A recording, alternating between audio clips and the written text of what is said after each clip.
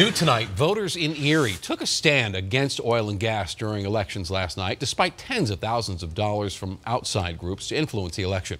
Now, the town elected this woman right here, Jennifer Carroll. That is Erie's new mayor. They also voted in 3 new town trustees who all ran on platforms of more local control and oversight of the oil and gas industry. Denver 7's Jennifer Kovaleski's live tonight. Jen, voters sent a very clear message about oil and gas. Shannon, they did. And the question now is, how much of an impact can they really have on the town's booming oil and gas industry when the state is really the one who has the final say? It's not just unwelcome, it's distasteful and it's revolting to the voters. And I think they spoke loudly last night. Despite tens of thousands of dollars from outside influences tied to oil and gas, Erie's anti-drilling candidates won, and by large margins. I think this showed that they're not influenced by who has the biggest sign and who spends the most money. They really got to know people and what they stood for. Jennifer Carroll is the town's newly elected mayor. She campaigned as wanting common sense regulation of the industry. So oil and gas is not going away. It's going to be here for the indefinite future, but it's definitely something that we need to manage better as a community. That's right. Even with a newly elected mayor, oil and gas is here to stay. The reason is because local governments don't have much say when it comes to new wells in their community.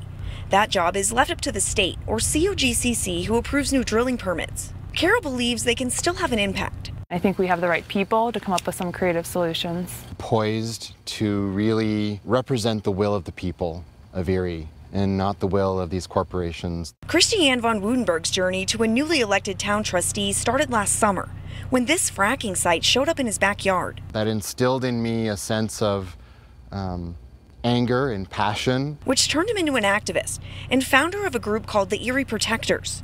But he also understands the reality of drilling in Erie. I don't think you're going to see in the next year a substantial shift in how oil and gas operates in Erie. Von Woudenberg says he plans to push for changes at the state level that give communities more local control over oil and gas. This is very much a long-term strategy. And he believes the power is in numbers. It's not just 20-some thousand people in Erie, it's millions of people across the Front Range that won't stand for this anymore.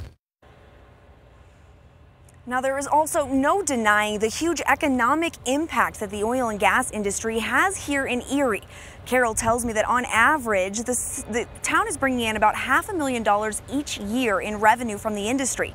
But she says that money shouldn't impact decisions about the health and safety of Erie residents. Reporting live in Erie tonight, Jennifer Kovaleski, Denver 7.